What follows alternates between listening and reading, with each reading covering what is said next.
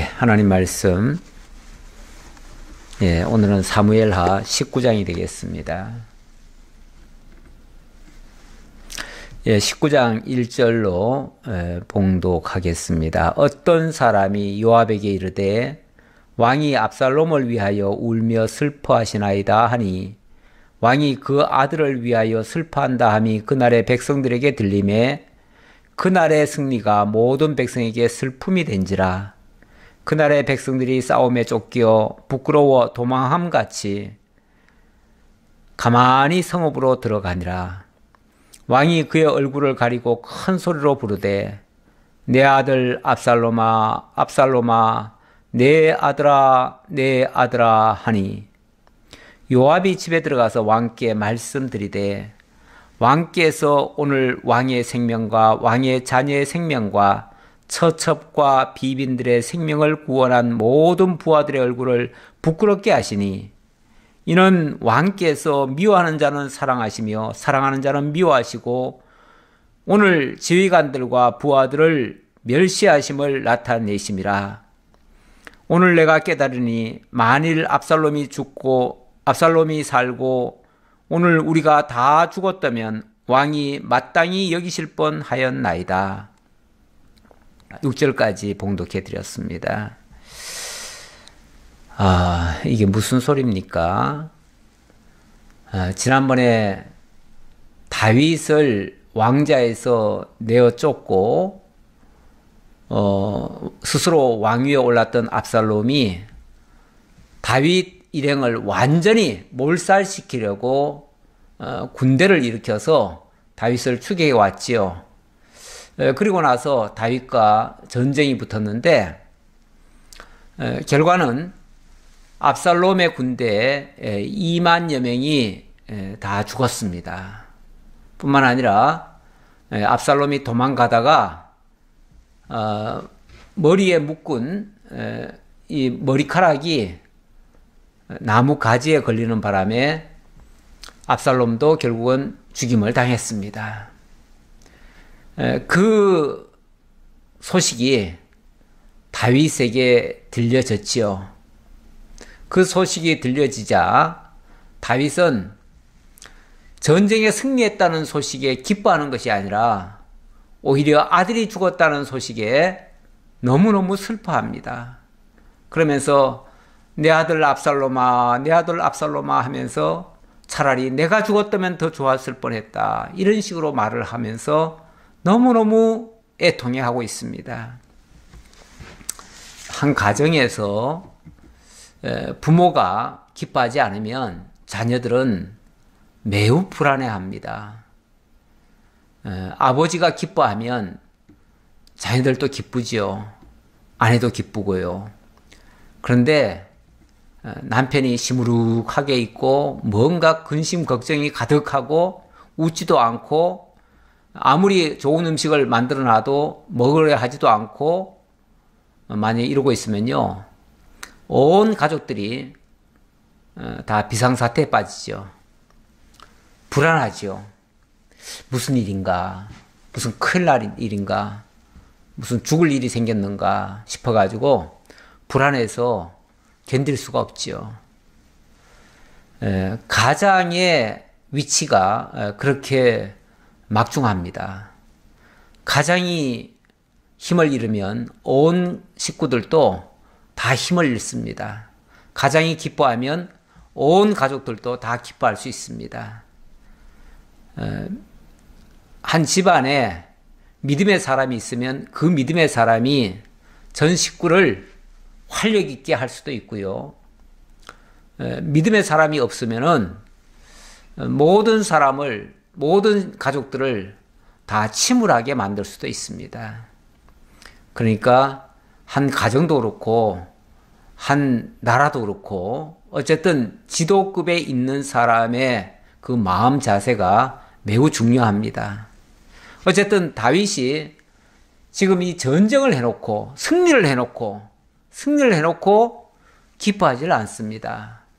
물론 당연히 자기 아들이 죽었다는 소식에 어떻게 기뻐할 수는 있겠어요. 하지만 공은 공이고 사는 사지요. 공적인 일에 사적인 걸 가지고 와서 사적 감정을 가지고 공적인 일을 그르치면 안 되는 거죠. 어쨌든 나라를 위기에서 지금 구해준 백성들입니다. 전쟁에 용맹하게 싸워서 승리를 거두고 위기에 빠진 나라를 다시 되살려 놨습니다. 그리고 폐위가 되었던 다윗도 다시 왕이 될 수 있는 이런 정말 고마운 일을 백성들이 해 주었습니다. 그러면 일단은 속으로는 자식 때문에 안타깝고 정말 힘들고 고통스럽겠지만 그 정을 억제해야지요. 억제하면서 공적으로는 어쨌든 수고한 장군들에게 치하도 하고 온 백성들과 함께 백성들이라도 기뻐할 수 있도록 이 일로 말미암아 모든 이제 불안 요소가 사라졌으니까 모든 잘못된 것들이 다 제거됐잖아요. 그러면은 어쨌든 왕의 입장에서는 당연히 기뻐하고 백성들에게 후한 상도 주고 장군들에게 특진도 시켜주고 뭐 이렇게 하는 것이 맞지요. 그런데 내 아들 압살롬아 물론 한 번은 그럴 수 있습니다. 한 번은 그럴 수 있죠. 처음에 그 얘기 들었을 때 충격받으면은 당연히 그럴 수 있지요. 그런데 이 19장에 와서 또 이 얘기를 하는 거 보면 이게 계속 이어졌다는 거예요. 한 번이 아니에요. 한 번만 슬퍼한 게 아니고 그 이튿날도 슬퍼한 것 같고 또 슬퍼한 것 같아요. 그러니까 이 사실이 요압에게까지 이 소식이 들려진 거예요. 그랬더니 어떤 사람이 요압에게 아뢰되 왕이 압살롬을 위하여 울며 슬퍼하시나이다 하니 왕이 그 아들을 위하여 슬퍼한다 함이 그날의 백성들에게 들림에 그날의 승리가 모든 백성에게 슬픔이 된지라. 그 소식이 들려오니까 왕이 슬퍼하고 있다는 소식이 들려오니까 아니 기뻐해야 할 병사들이 그리고 장군 이하 그 병사들이 기뻐할 수가 없는 거예요. 왕이 지금 슬퍼하고 있다는데 어떻게 기뻐할 수 있겠어요? 원래는 전쟁 후에 후한 상이라도 내려야 돼요. 그리고 전쟁하느라고 얼마나 힘들었습니까? 그러면은 맛있는 음식이라도 먹을 수 있도록 해줘야지요. 그런데 완전히 잔치집이 아니라 초상집이 된 거예요. 초상집이 되니까 뭐 먹을 수가 있나요? 뭐 기뻐서 웃을 수가 있나요? 뭘 할 수가 있겠어요? 슬금슬금 눈치만 보고 있는 거죠. 서로 눈치만 보고 있는 거예요. 만약에 이런 상태가 계속 지속되면 어떻게 될까요? 그럼 백성들의 마음이 다윗에게서 떠나지요. 떠날 수밖에 없어요. 이런 식으로 공사를 구분하지 못하고 이런 태도를 취한다면은 틀림없이 백성들도 실망할 수 있어요. 그날에 백성들이 싸움에 쫓겨 부끄러워 도망함같이 가만히 성읍으로 들어가니라. 아니 원래 전쟁에 승리했으면 축제가 돼야죠. 축제가. 그러면은 막 기뻐하고 서로 축하하고 맛있는 것도 같이 먹고 뭐 즐기기도 하고 이래야 되는데 모두가 다 죄인이 돼버린 거예요. 죄인이 되니까 원래 전쟁에 패한 자들은 솔직히 부끄럽잖아요. 만약에 거기서 살아남았다는 것 자체도 부끄러워요. 왜? 동료들은 다 죽었는데 자기만 살아났어요. 그러면은 누가 볼까봐 겁이 나서 몰래 살금살금 도망가듯이 집으로 들어가 버립니다. 패배하고 돌아오는 자는요, 누가 볼까 겁나요. 그래서 몰래 숨어서 그냥 집으로 들어가고 말아요. 마치 그런 식으로 들어갔다 그 말이에요. 그런 식으로 백성들이 싸움에 쫓겨 부끄러워 도망한 같이 가만히 성으로 들어갔다. 이 말은 전쟁에 승리해놓고도 마치 패한 자처럼 부끄러워하면서 들어갔다. 기뻐할 수가 없으니까 그렇게 됐다. 그런데도 여전히 4절 왕이 그의 얼굴을 가리고 큰 소리로 부르되 내 아들 압살롬아 압살롬아 내 아들아 내 아들아 하니. 아니 처음에는 그 18장 그 끝에 보면 그럽니다. 그때도 왕의 마음이 심히 아파 문 위층으로 올라가서 우니라. 올라가면서 내 아들 압살롬아 내 아들 압살롬아 차라리 내가 너를 대신하여 죽었다면 압살롬 내 아들아 이렇게 했어요. 그런데 그때는 그 백성들 앞에서 그래도 왕의 채통이 있어가지고 그 채통 지키느라고 그 자리에서는 안 울고 위층으로 급히 몸을 옮기면서 거기서 위층으로 올라가면서 거기서 울었어요. 최소한 그 소식을 전해준 그 백성 앞에서 우는 것은 왕의 채통도 있고 그건 또 그거 자체가 또 예의가 아니에요. 아무리 왕이지만 왕은 뭐 다 마음대로 하나요? 왕도 예의 범절이라는 게 있어요. 왕도라는 게 있고요.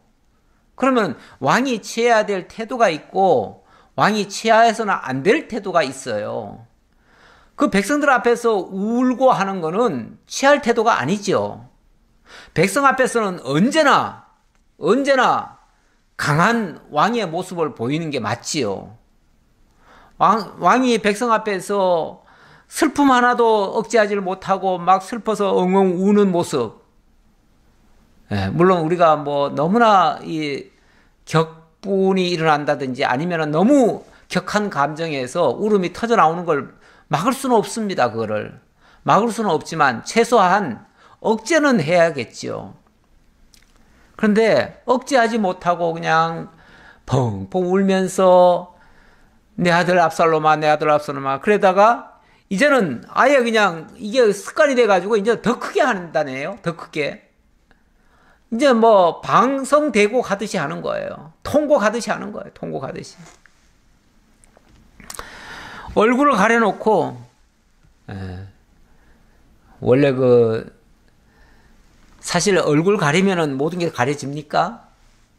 얼굴만 가리고 펑펑 우는 거는요 마치 장꽁이 포수 피해가지고 머리만 쳐박고 꽁무니는 다 보이면서 머리 쳐박고 자기는 숨었다고 생각하는 거랑 똑같아요. 그런 모습은 어찌 보면 비겁하게 보일 수도 있고요. 왕은 좌우간 취해서는 안 될 태도의 모습을 취하고 있어요. 물론 이것을 좋게 우리가 해석하자면 왕이 어쩌면 원수까지도 사랑하는 그런 모습 아닙니까? 비록 자기 아들이기도 하지만 또 자기의 정적이 돼버렸잖아요. 자기를 내어쫓고 자기를 죽이려 하던 아들 아닙니까? 그런데 어찌 보면 원수까지도 사랑하는 모습이 돼버렸어요. 그래서 좋게 얘기하면 원수까지 사랑하는 모습일 수도 있지만 어쨌든 그거는 개인적인 일입니다. 그거는 다른 사람이 없을 때 정말 아들을 슬퍼하면서 울 수는 있어요. 뭐 방 안에 들어가서 얼마든지 우는 거야 누가 말리겠어요. 그건 얼마든지 할 수 있는 일인데 다만 공식 석상에서 또는 다른 사람이 보는 앞에서 운다는 것은 왕의 그 모습은 아니다. 그런 뜻이죠. 자, 이런 모습을 자꾸 보이니까 요압도 도저히 그대로 두고 볼 수는 없는 거예요. 그래서 왕을 찾아왔어요. 찾아와가지고 하는 말이 5절입니다. 요압이 집에 들어가서 왕께 말씀드리되 왕께서 오늘 왕의 생명과 왕의 자녀의 생명과 처첩과 비빈들의 생명을 구원한 모든 부하들의 얼굴을 부끄럽게 하시니 너무너무 부끄럽습니다. 왕을 위해서 이렇게 헌신하고 희생해가면서 왕을 살려놓고 왕을 구원해 놨더니 왕뿐 아니라 왕자와 모든 처첩과 비빈들까지 다 구해놨더니 오늘 우리들의 얼굴을 떳떳하게 하고 있습니다. 부끄러워 죽을 지경입니다. 왕이 이런 모습을 보여주시니까 우리가 몸둘 바를 모르겠습니다. 도대체 우리가 너무너무 잘못했다는 얘기입니까? 그 대적을 죽인 것이 잘못된 겁니까? 그렇다면 차라리 우리가 죽고 그러면은 그가 살았어야 됩니까? 이렇게까지 얘기하죠. 그래서 6절, 이는 왕께서 미워하는 자는 사랑하시며 사랑하는 자는 미워하시고 오늘 지휘관들과 부하들을 멸시하심을 나타내심이라.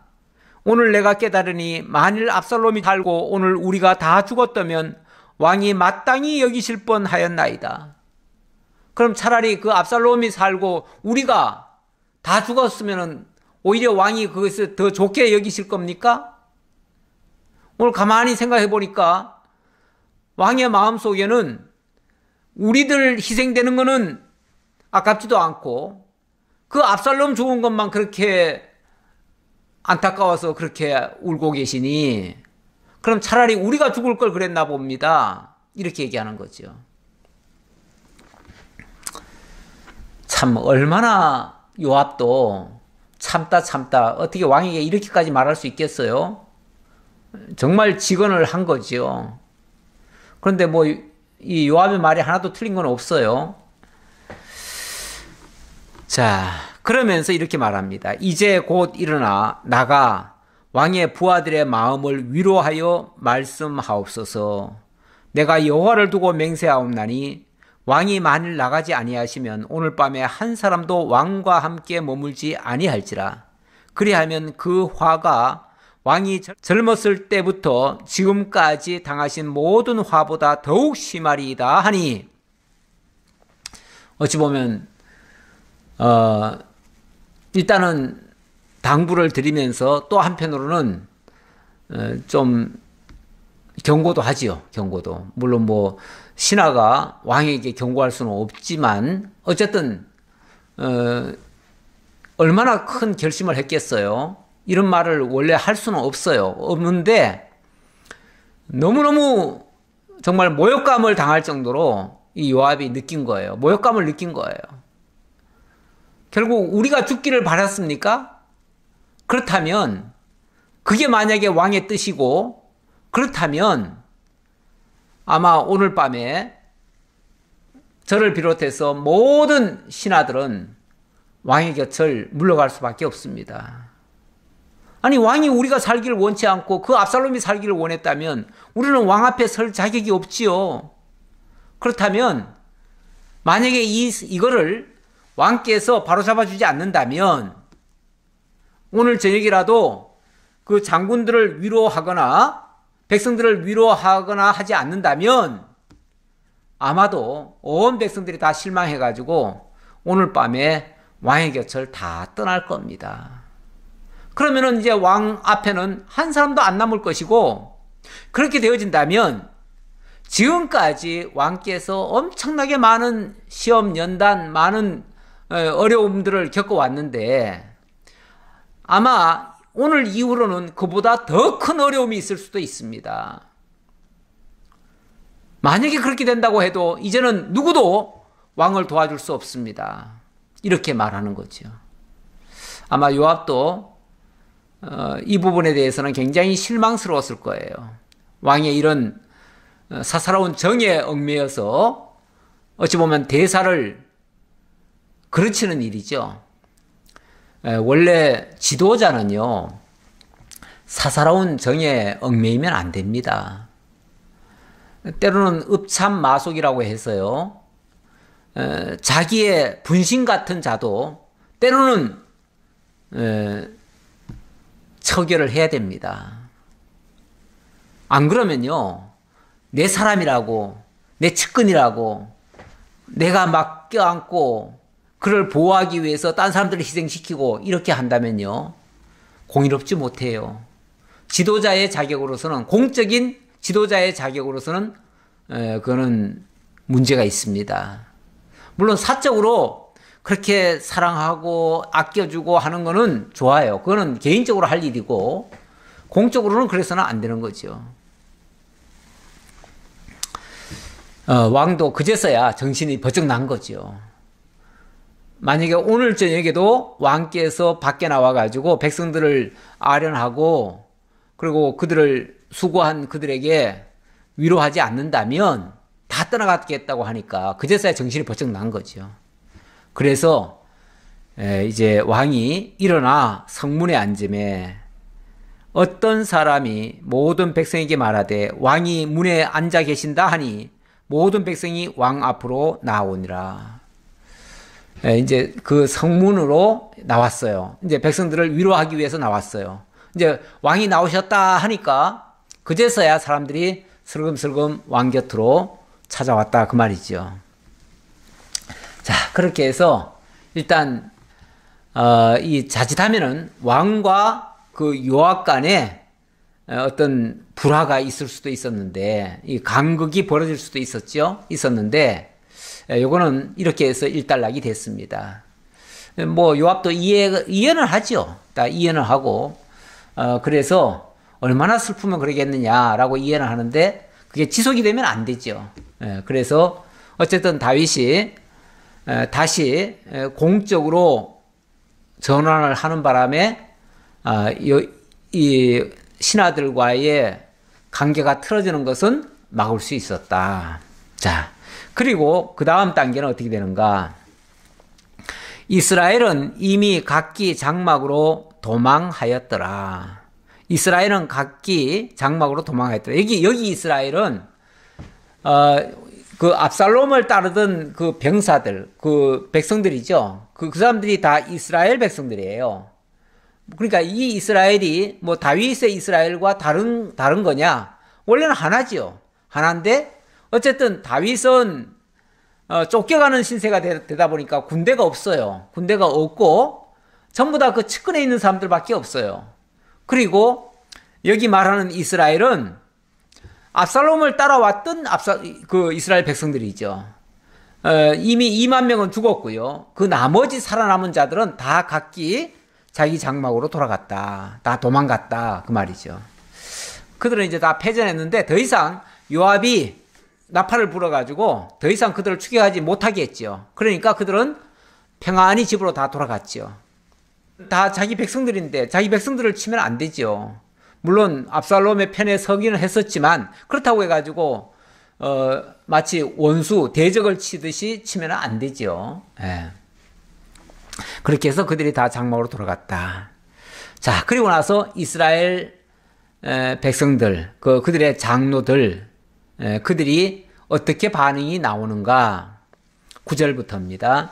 이스라엘 모든 지파 자손들이 변론하여 이르되 왕이 우리를 원수의 손에서 구원하여 내시었고 또 우리를 블레셋 사람들의 손에서 구원하셨으나 이제 압살롬을 피하여 그 땅에서 나가셨고 우리가 기름을 부어 우리를 다스리게 한 압살롬은 싸움에서 죽었거늘 이제 너희가 어찌하여 왕을 도로 모셔올 일에 잠잠하고 있느냐 하니라. 이게 이제 그들의 민심이죠. 민심이 그렇게 이제 돌아갑니다. 어떻게 해요? 자, 다윗은 일찍부터 우리를 위해서 얼마나 희생하고 헌신하며 우리를 위해서 그렇게 싸워줬느냐. 그래서 블레셋에서부터도 건져주고 뭐 다른 여러 나라에서부터도 우리를 다 건져주고 그 모든 압제에서 우리를 다 해방시켜준 정말 위대한 왕인데 다만 잠깐 우리가 실수로 압살롬을 왕으로 세우는 바람에 쫓겨갔었다. 그렇다면 이건 분명히 잘못된 거였으니까 지금이라도 다시 돌이켜야 되지 않겠느냐. 압살롬은 죽었고 우리가 세운 압살롬 왕은 죽었고 그러니 다윗을 다시 모셔와서 왕으로 재옹립을 해야 되지 않겠느냐. 어찌 보면 왕은 그대로 왕이지만 그대로 다시 들어오기만 하면 되긴 돼요. 되는데 앞에서 아마 압살롬이 다윗의 왕위를 폐위시켰을 거예요. 그러면 공식적으로 말하면은 왕이 잠깐 폐위된 셈이에요. 물론 뭐 그렇다고 해서 그게 합법적이라고 할 수는 없지만 어쨌든 한 나라의 왕이 동시에 둘일 수는 없으니까 어쨌든 압살롬을 왕으로 인정했다면 다윗은 패한 꼴이 됐지요. 하지만 이미 압살롬은 죽었고 지금 다윗은 건재하고 있으니까 다윗을 다시 돌이켜서 다시 왕으로 재추대를 해야 되지 않느냐 이 말이죠. 그런데 여기에 누가 나서질 못합니다. 그래서 그들이 왜 이 일에 왕을 도로 모셔올 일에 잠잠하고 있느냐 이렇게 말하는 거 보니까 계속 이 공백으로 놔둘 수가 없잖아요, 왕을. 공백으로 놔둘 수가 없는데 왜 빨리 다시 모셔오는 일을 추진하지 않느냐라고 지금 다그치는 거죠. 자, 그랬더니 다윗 왕이 사독과 아비아달 두 제사장에게 소식을 전하여 이르되 너희는 유다 장로들에게 말하여 이르기를 왕의 말씀이 온 이스라엘이 왕을 왕궁으로 도로 모셔오자 하는 말이 왕께 들렸거늘 너희는 어찌하여 왕을 궁으로 모시는 일에 나중이 되느냐. 이건 무슨 소리냐면요. 자, 이스라엘이 지금 막 움직임이 일어나잖아요. 움직임이 일어나는데 왕을 다시 모셔오자라고는 움직임이 일어나기 시작한 거예요. 이 소식을 듣고 다윗이 먼저 이 사독과 아비아달 두 제사장을 시켜가지고 빨리 유다 장로들에게 알려가지고 아니 온 이스라엘이 나를 다시 왕으로 지금 추대하려고 하는데 다시 모셔오려고 하는데 유다 사람들 너희들은 왜 안 움직이냐 이 말이죠. 너희들은 왜 안 움직이냐. 그러면서 너희는 내 형제요 내 고륙이거늘 너희는 어찌하여 왕을 도로 모셔오는 일에 나중이 되리요 하셨다 하고 왜 너희는 지금 안 움직이면은 결국은 다른 이스라엘 쉽게 말하면 11지파가 먼저 움직여서 다윗을 왕으로 모실 거고 그러면 너희들은 꼴찌가 될 거 아니냐. 그러면은 다윗을 왕으로 모시는 일에 유다 지파가 꼴찌가 될 거 아니에요. 그렇죠? 네. 다윗은 이걸 염려하는 거예요. 왜 유다 지파가 앞장을 서야 되는데 왜 뒷짐을 지고 있느냐. 왜 너희들이 안 나서냐 이 얘기인데 자, 유다 지파는 왜 안 움직일까요? 안 움직이는 이유는요. 명분이 없어요. 명분이. 왜요? 압살롬을 왕으로 추대하는 일에 유다 지파가 앞장을 섰거든요. 유다 지파가 앞장을 서니까 유다 지파가 결국은 사실은 다윗 지파예요. 다윗 지파가 유다 지파인데 압살롬을 왕으로 세우는데도 이 유다 지파들이 앞장을 섰던 거예요. 그래서 그들이 다윗을 내쳤어요. 그러니까 어찌 보면 유다 지파가 다윗의 원수가 돼버린 거예요. 어느 순간에. 그러니까 자기들이 내쳐놓고 자기들이 다윗을 다시 모셔오겠다는 말을 할 수가 없는 거예요. 그렇게 말하기에는 명분이 없어요. 뭐 벼룩도 낯짝이 있다는 그런 표현이 있잖아요. 쉽게 말하면 그렇게 하려고 해도 이게 얼굴이 떳떳해서 할 수가 없는 거예요. 자기들 손으로 내쳐놓고 자기들 손으로 다시 모셔온다고요? 할 수가 없잖아요. 이럴 때 다윗이 손을 내밀어 주는 겁니다. 유다 지파가 다시 돌아올 수 있도록 손을 내밀어 주는 거예요. 그러면서 다른 지파들에서 나를 왕으로 다시 모셔오려고 하는데 왜 너희들은 안 움직이냐. 너희들이 나중에 되면 안 되지 않느냐. 너희들이 앞장을 서야지. 이렇게 얘기해 주는 거죠. 이거는 유다 지파에게 사실은 잘못을 제일 많이 했죠. 유다 지파가. 왜? 압살롬을 제일 왕으로 추대했으니까. 거기에 앞장섰으니까. 그러면은 잘못을 제일 많이 한 자들을 다윗이 보복을 하는 게 아니고 그들에게 손을 내밀어서 그들의 얼굴을 뜨뜻하게 만들어주는 거예요. 예. 그러면은 유다 지파로서는 이게 무슨 신호입니까? 아, 다윗이 우리를 적대시하는 게 아니라 우리는 다윗을 배신을 했지만 다윗은 우리를 적대시하는 게 아니라 우리를 용서하는구나. 우리는 차마 배신해놓고 왕 앞에 갈 이 체면이 없죠. 염치가 없죠. 체면이 아니라 염치가 없죠. 염치가 없는데 다윗은 그런 거 아랑곳하지 않고 손을 내밀어 주는 거예요. 예. 원래 아이들이요, 아버지한테 잘못해 놓으면요, 아버지가 집으로 돌아올까 봐 겁이 납니다. 그래서 아버지 오셨다 하면은요, 저 구석에 들어가서 처박혀가지고 나오지를 못합니다. 그럴 때 아버지가 모른 척하고 그 잘못한 놈인 줄 뻔히 알지만 잘못을 꾸짖기 전에 내 아들, 내 사랑하는 아들 지금 어디 있지? 안 보이네? 그러면서 찾아주는 거예요. 찾아주면서 여기 있구나. 왜 내가 왔는데 빨리 안 나와? 빨리 나와. 나하고 같이 맛있는 음식 먹자. 그러면서 자기가 사온 치킨이라도 끄집어내가지고 같이 먹어주면요. 그 아들은 자기는 지금 아버지한테 잘못해놓고 막 혼이 날 줄 아는데 오히려 혼이 나는 게 아니라 자기 잘못한 걸 뻔히 알지만은 다 덮어준 거 아닙니까? 가려준 거 아닙니까? 그러니까 너무너무 감격하죠. 감격해서 정말 아버지의 은혜, 아버지의 사랑 그걸 느끼죠. 그러면 그 아버지에게 효도하고 싶어지죠. 정말 아버지를 내가 다시는 실망시켜 드리지 않겠습니다. 이런 마음의 다짐을 하지요. 그리고 고맙지요. 마찬가지입니다. 다시 권세를 얻은 왕이 손을 내밀어 주면요. 이거야말로 정말 은혜를 입은 겁니다. 그러면은 내가 다시는 배신하지 않고 왕을 위해서 충성을 다하겠습니다.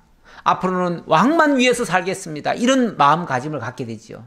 이게 원수를 녹이는 방법이에요. 원수, 특히 자기를 대적했다고 해가지고 대적자에게 보복을 해버리면요. 원래 보복은 또 다른 보복을 또 낳습니다. 그 앙심이라는 게 있어요. 그 자손들이 보복을 당한 그 자녀들이 무슨 죄가 있습니까? 그런데 그 자녀들은 아버지가 그 엄청난 걸 당하는 걸 봅니다. 그러면 나중에 내가 힘을 얻으면은 내가 반드시 보복하겠다. 원수 갚겠다. 아버지의 원수를 갚겠다. 이렇게 나옵니다.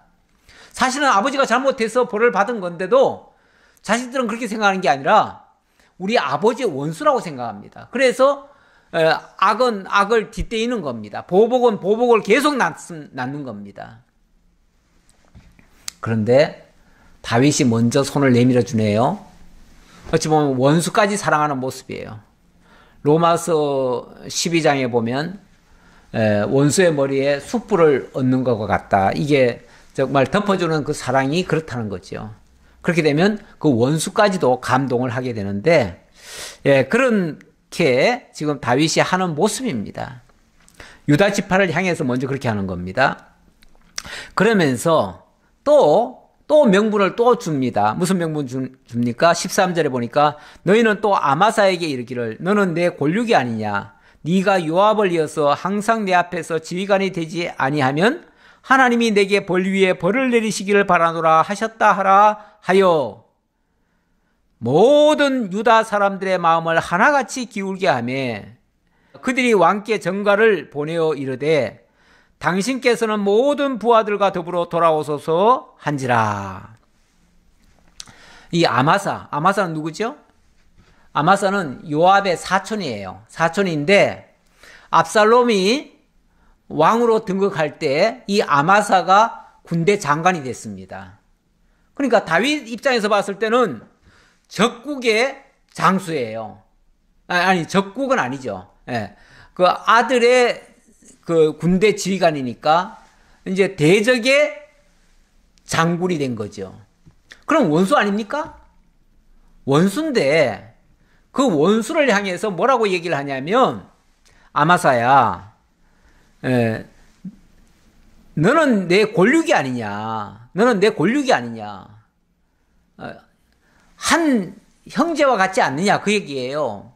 그렇죠. 원래 다윗과 이 요압 또 아마사 이들은 그 어머니의 형제에 의해서 그 윗대로 올라가면은 원래 다 베들레헴 사람들이에요. 다 유다 베들레헴 사람들이고 그 위로 올라가면 다 어머니 형제들이 간에 그 사촌들이나 마찬가지예요. 그렇기 때문에 뭐 인간적으로도 봐도 권력이죠. 권력 맞죠. 뿐만 아니라 또 같은 베들레헴 사람이고 한때는 다윗과 함께 그렇게 충성을 다했던 사람들이에요. 그런데 갑자기 압살롬 때문에 이렇게 지금 난리가 난 거 아닙니까? 그런데 그 압살롬이 죽었어요. 그러니까 다윗이 그까지도 포용을 하는 거예요. 원수된 자까지도 원수의 적장이 돼가지고 내게 칼을 겨누던 자에게까지도 다윗이 손을 내밀어 주는 거예요. 그러면서 지금은 요압이 군대 장관이지만 다음 군대 장관 차례는 바로 네가 될 거다. 네가 아마사가 네가 내 군대 장관이 될 거다. 그러면서 그걸 맹세하듯이 얘기하는 것이 만약에 네가 지휘관이 되지 않는다면 하나님이 내게 벌 위에 벌을 내리시길 바란다. 이 말은 그만큼 우리가 왜 맹세할 때 그렇게 얘기하잖아요. 내가 하늘 두고 맹세한다. 이런 식의 표현이죠. 어찌 보면. 그러면서 내가 반드시 너를 다음 지휘관은 너로 삼겠다. 이렇게 얘기를 하는 겁니다. 아니 엊그제까지도 자기에게 칼을 겨누던 사람을 내가 너를 내 지휘관으로 삼겠다. 이렇게까지 얘기해 주니까 모든 유다 사람들이 다 감동을 하지요. 그래가지고 유다 사람들이 마음을 하나같이 다 다윗에게로 기울었다 그랬어요. 그러니까 엊그제까지만 해도 압살롬 편에 섰기 때문에 다윗과는 어떻게 보면 정적이 돼버렸잖아요. 그런데 그들의 마음이 한순간에 전부 다 다윗에게로 기울어 버렸어요. 이게 저까지 다 포용하는 거죠. 예. 참, 이 세상에서는 그런 구경하기 힘듭니다. 이런 사례를 보기가 힘들어요. 세상에는요, 같은 당 안에 있다가도, 요즘 선거철이라다 보니까 같은 당 안에서 후보를 뽑잖아요. 대통령 후보를 뽑는데, 서로 간에 막 치열하게 싸웁니다. 싸우는데, 원래 싸우고 나서는, 싸울 때야 경쟁하느라고 할 수밖에 없지만은, 싸우고 나서는 그야말로 원팀이 돼야 되거든요. 그런데 그 원팀 되기가 쉽지 않습니다. 그 이해관계 때문에 전에 너희들이 나 욕했지? 예. 아니 뭐 죽이려 한 것도 아니고 나 욕했지? 그런 것 때문에 앙심을 가지고 나중에 보복하려고 하고 이런 경우가 허다합니다. 세상에서는 그렇습니다. 그리고 한번 그렇게 틀어지면은 다시는 도울 생각도 안 하지요. 그런데 이걸 풀 수 있는 방법은요. 큰 자가 먼저 손을 내미는 수밖에 없습니다. 예. 사실 어린 자들은 보복할까 봐 두려워서 접근을 잘 못해요. 그런데 큰 자는 먼저 손을 내미는 거죠. 그러면은 우리를 용서하는구나 이렇게 봤지요. 그러면은 마음이 이전에 미워하던 마음보다도 훨씬 더 감격하는 마음으로 바뀌기 때문에 정말 그의 진정성을 알게 되고 그러면은 더욱 충성을 하게 되지요. 네. 다윗의 이런 자세는 장차 우리 주 예수 그리스도께서 원수까지 사랑하시고 그들을 위해서 섬겨주실 것까지를 보여주는 하나의 예표적인 모습이기도 해요. 이런 장면은 앞으로 계속 나올 것 같아요. 왕이 돌아와 요단에 이르매 유다 족속이 왕을 맞아 요단을 건너가게 하려고 길갈로 오니라.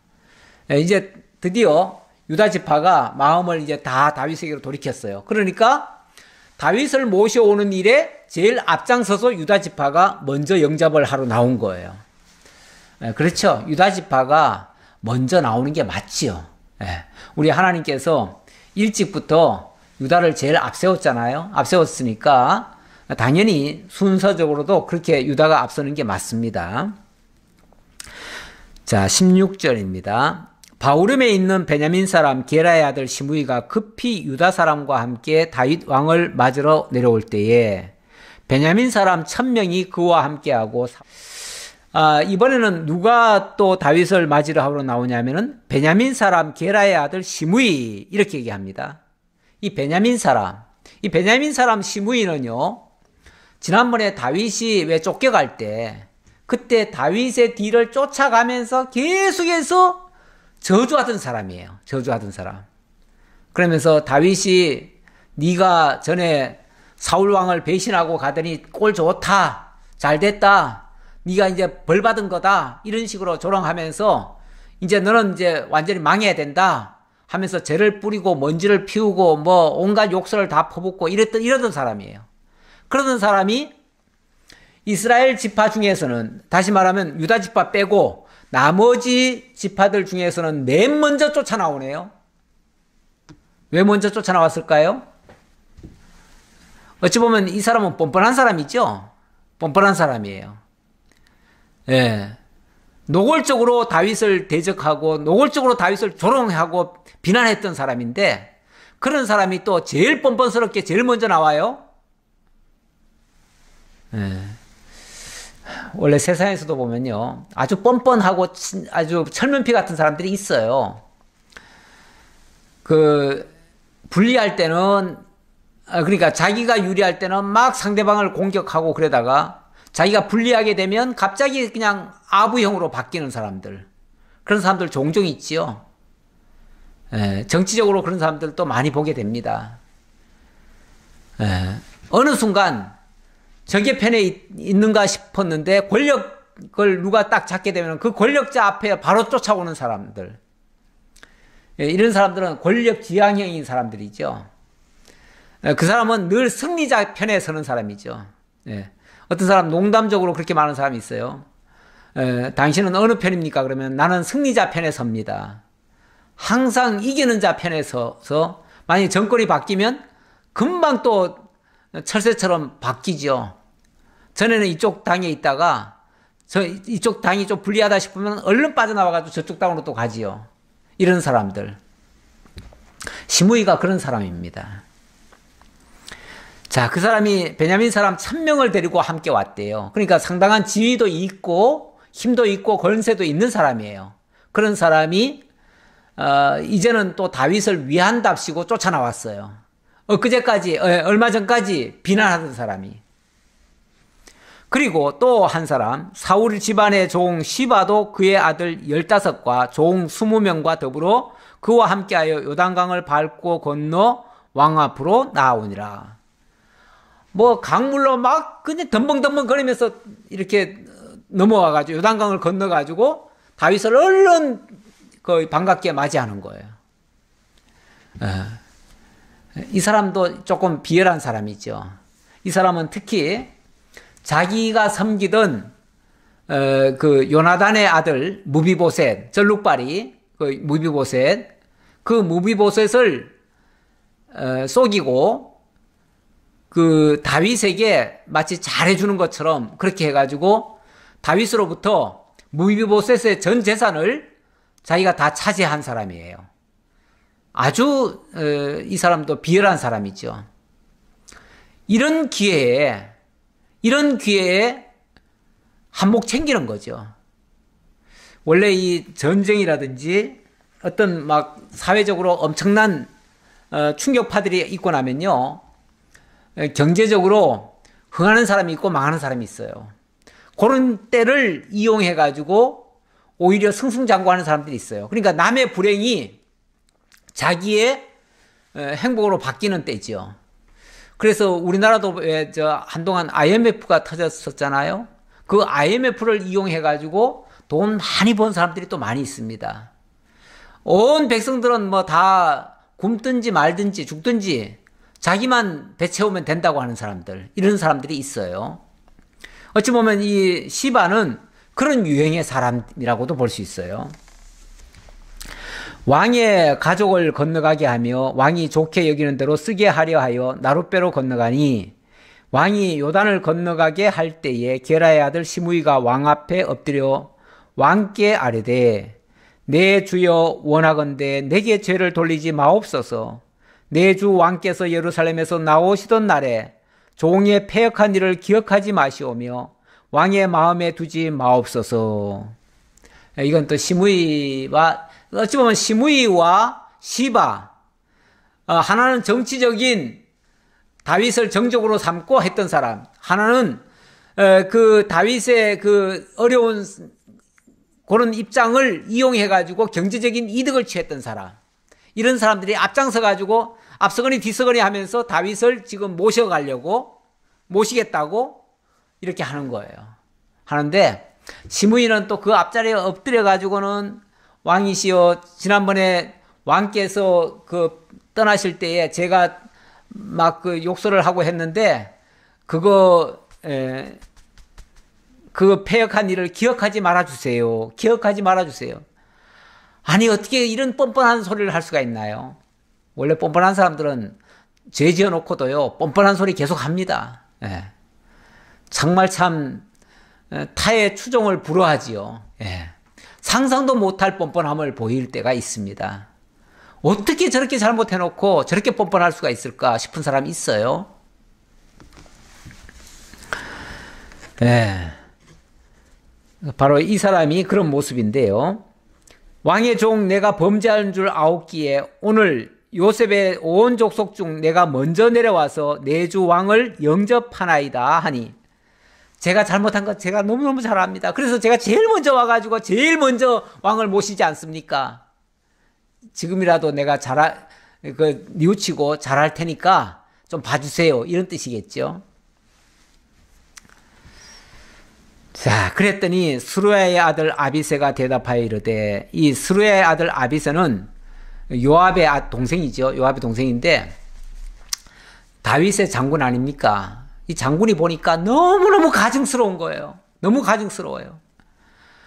자기네들이 그 도망갈 때 그때도 막 저주하고 뒤따라오면서 막 그렇게 했는데, 그때 이 시므이가 그때 너무너무 화가 나가지고 다윗 왕한테 그랬어요.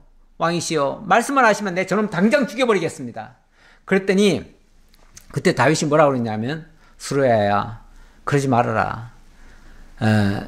저 시므이가 나를 조롱하고 비난하는 것도 저가 하는 게 아니고 하나님이 저로 하여금 나를 비난하게 하신 거야.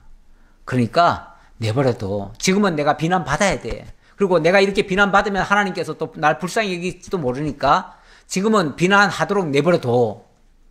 예, 그 말이죠. 얼마나 그때도 다윗은 그렇게 어찌 보면 그것도 다 수용했어요. 그 비난까지도 다 수용을 했어요.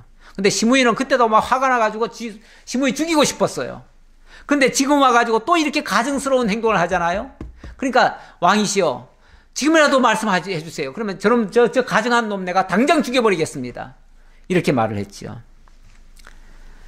그러면서 시므이가 여호와의 기름 부으신 자를 저주하였으니 그로 말미암아 죽어야 마땅하지 아니하나이까 하니라. 그랬더니 이번에도 다윗이 또 말리네요. 다윗이 이르되, 스루야의 아들들아, 내가 너희와 무슨 상관이 있기에 너희가 오늘 나의 원수가 되느냐? 오늘 어찌하여 이스라엘 가운데에서 사람을 죽이겠느냐? 내가 오늘 이스라엘의 왕이 된 것을 알지 못하리요? 하고,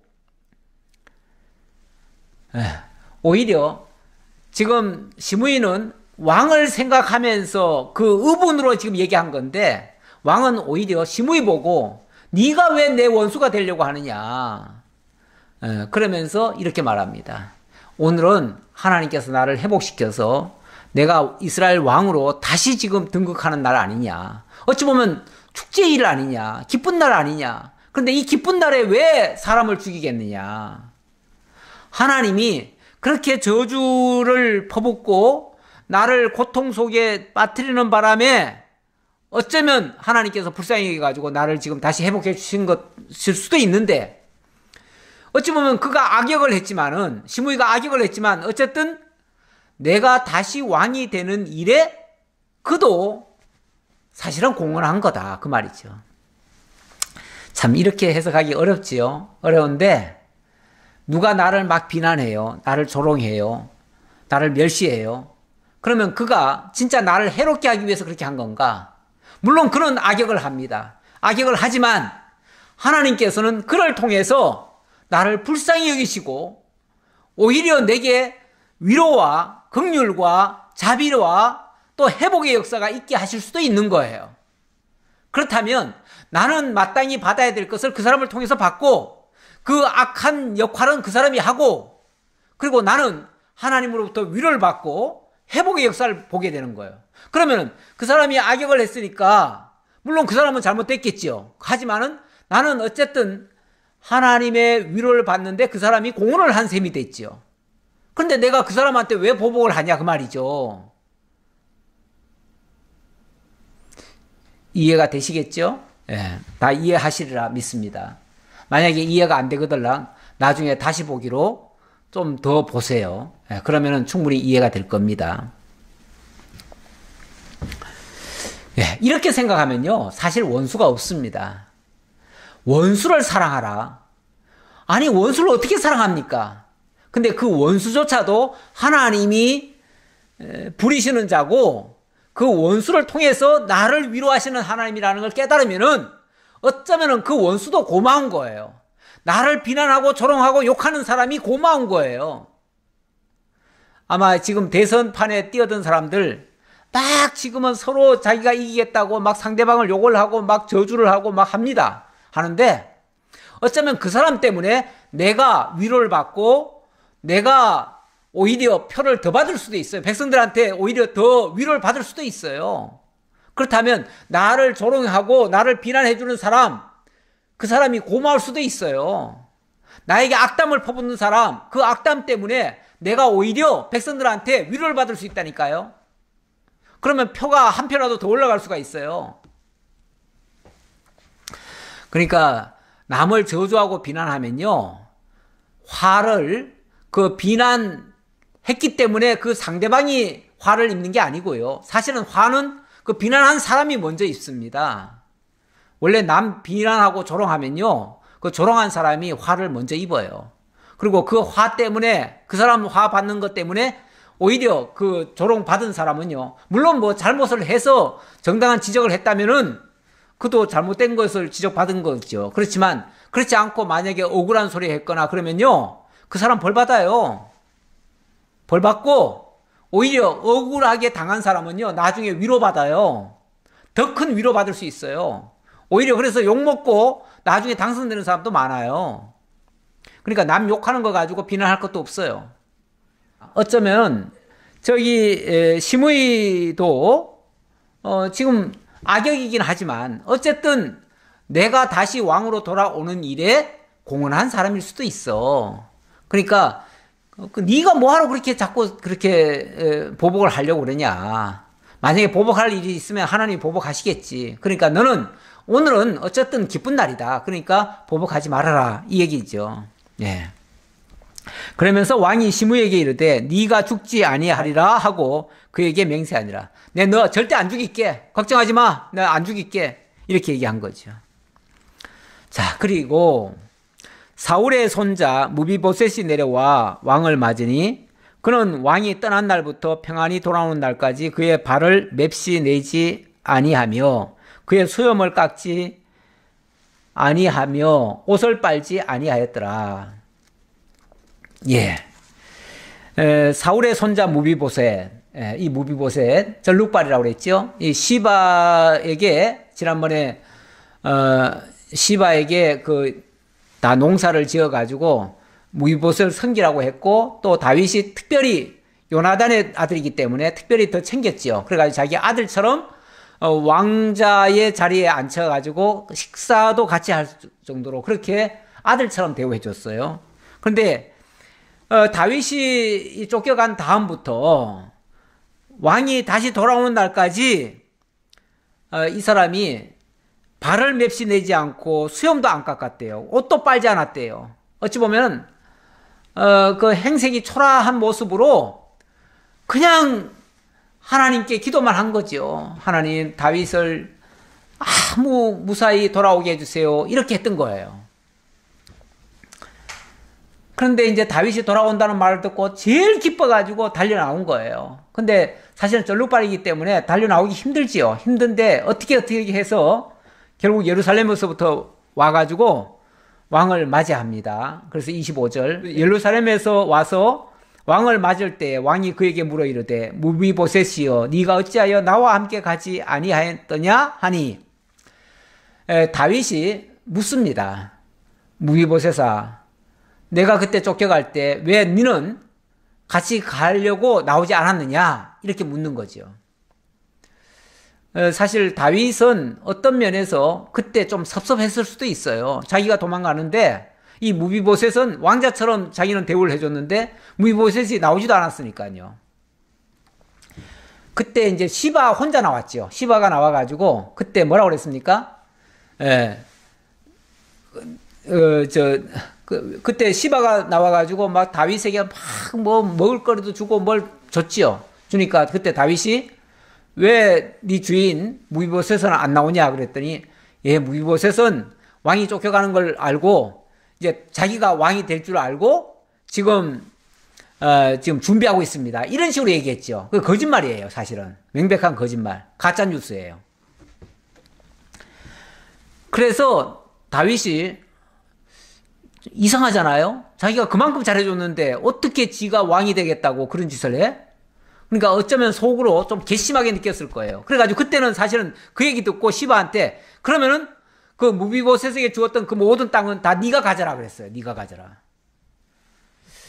자, 그래서 그게 사실인지를 지금 무비보셋에게 묻습니다.